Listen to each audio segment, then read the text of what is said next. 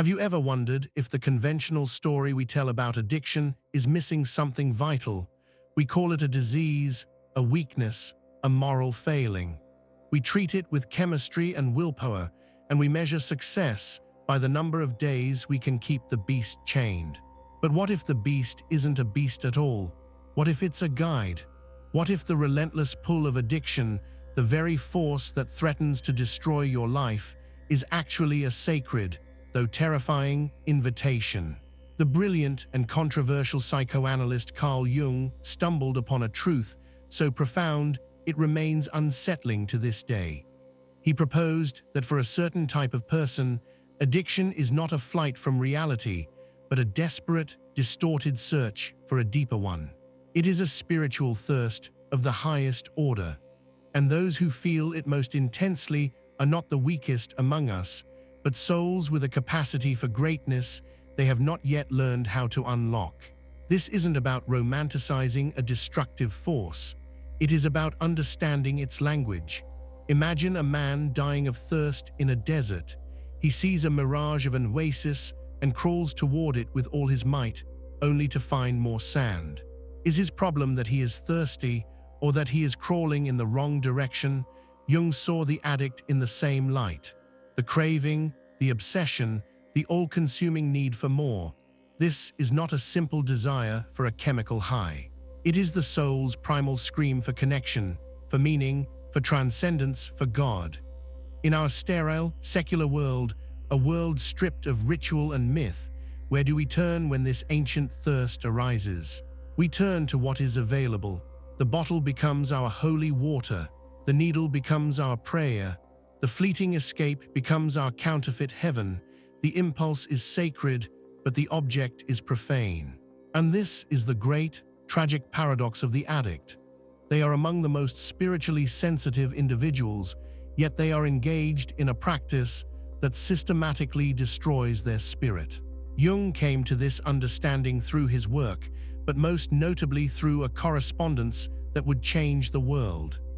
In the 1930s, a patient of his, Roland Hazard, was a chronic alcoholic who had exhausted every known treatment. Jung told him plainly that his case was medically and psychologically hopeless.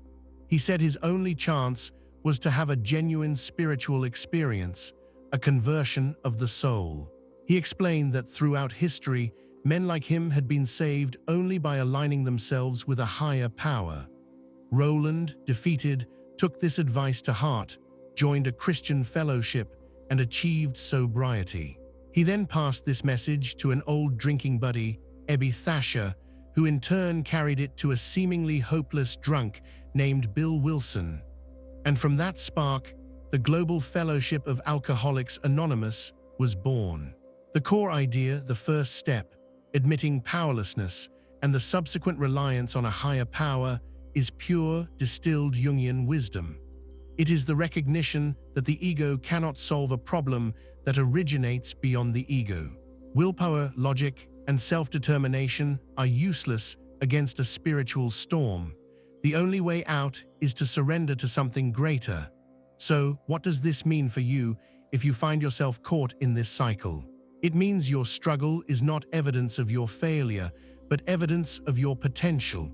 Most people can navigate life with a moderate level of contentment. They find satisfaction in work, family, and simple pleasures. Their spiritual thirst is a gentle stream, easily quenched, but yours is a raging ocean. It is a divine restlessness, a holy dissatisfaction that refuses to let you accept a life devoid of meaning. You were built for more. Your soul knows it, and your addiction is the alarm bell it rings to get your attention.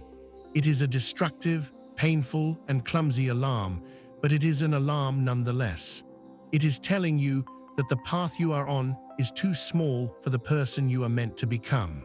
It is forcing you to look for a solution that cannot be found in the material world, pushing you, against your will, toward the spiritual journey you've been avoiding your entire life.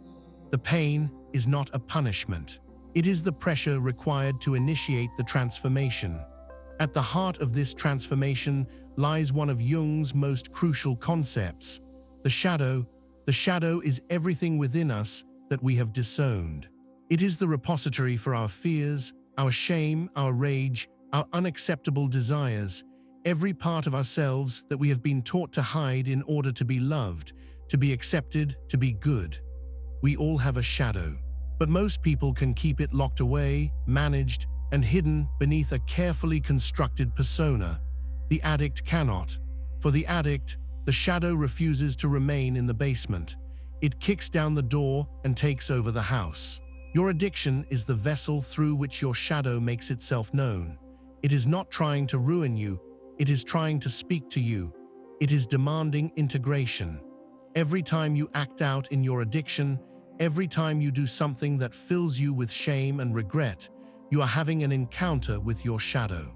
You are being shown the parts of yourself you have tried to deny, the rage you've swallowed, the grief you've buried, the vulnerability you've hidden behind a mask of strength. Addiction drags it all out into the open. It strips away the polite fiction you've created and forces you to confront the raw, unfiltered truth of who you are in all your messy, contradictory glory. This process feels like a curse. It feels like you are losing your mind, like you are becoming a monster. But Jung insisted this encounter is a sacred necessity. It is the alchemical stage of nigredo, the blackening, the descent into chaos and darkness that must precede any true creation. You cannot become whole by pretending you are only made of light. Wholeness is the integration of light and dark, and your addiction is the force powerful enough to drag you into the darkness so you can finally meet yourself. This is why fighting the addiction with brute force so often fails. When you try to crush your addiction through sheer will, you are inadvertently declaring war on a part of yourself. You are trying to kill your own shadow.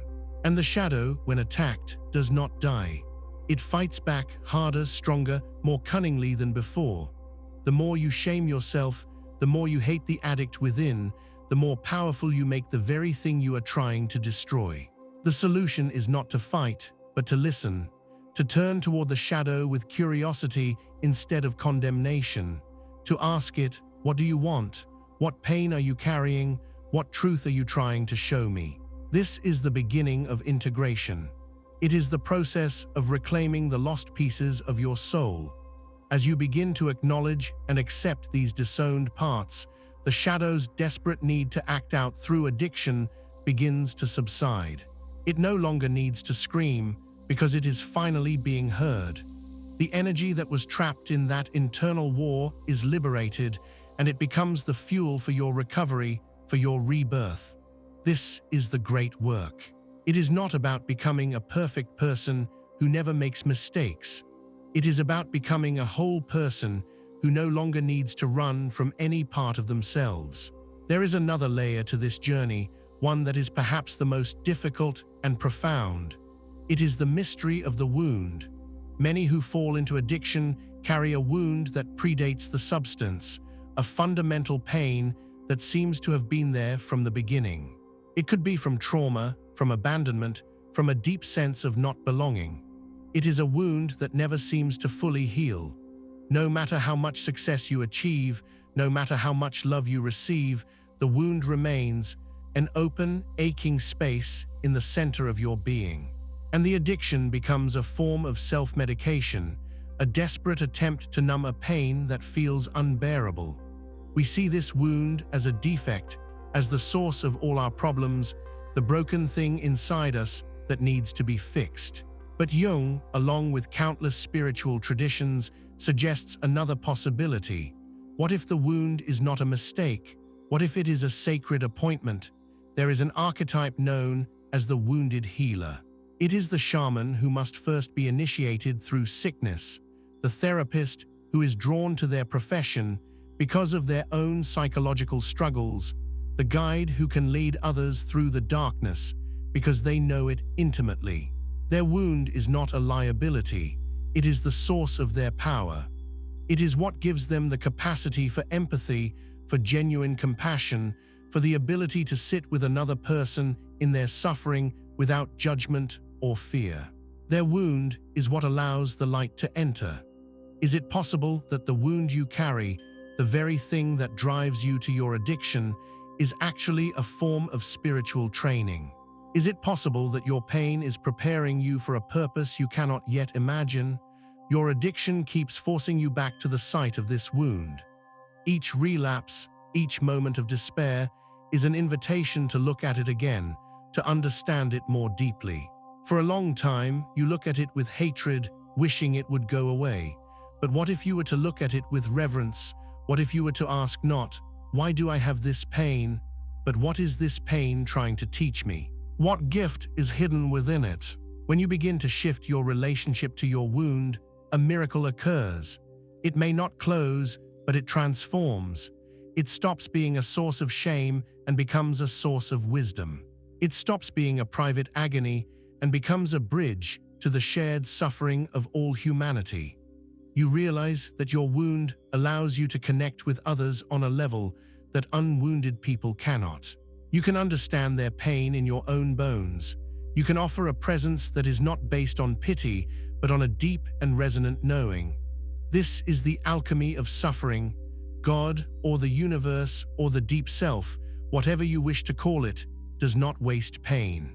For the chosen, for those with the capacity to endure this journey, the wound is not the end of the story. It is the beginning. It is the mark of a healer in training. Your addiction, in its own brutal way, has been your fiercest teacher, refusing to let you abandon the wound, forcing you to face it until you could finally see it for what it truly is. The key to your purpose, the crack through which your light is meant to shine into the world. So, where does this leave us? We are left with a radical and liberating reimagining of addiction. It is not a sign of damnation, but a sign of a profound calling. The relentless thirst that can never be quenched by anything this world has to offer is not a curse. It is a homing beacon, signaling that you were made for the infinite. The repeated falling is not failure. It is a necessary descent to gather the lost parts of your soul. The terrifying shadow is not your enemy. It is your hidden strength, your guide to wholeness. And the wound that will not heal is not your weakness. It is your holy ground, the source of your greatest gift to the world. This is not a passive philosophy. It is a call to the most courageous work a human can undertake, the journey inward. It requires you to stop running, to stop fighting, to stop numbing, and to finally turn and face yourself with honesty and compassion. It asks you to listen to the messages hidden in your cravings, to honor the wisdom in your pain, and to have the courage to integrate the darkness you have spent a lifetime rejecting. Carl Jung did not offer a cure for addiction. He offered a map that leads not away from the struggle, but deeper into it, showing that the way out is through. The path it reveals is not easy, but it leads to a destination far greater than mere sobriety. It leads to holability, to meaning, and to the discovery of the person you were always meant to become. The one who was forged in the fire, who descended into hell and returned, not empty-handed, but carrying the light that can only be found in the deepest darkness.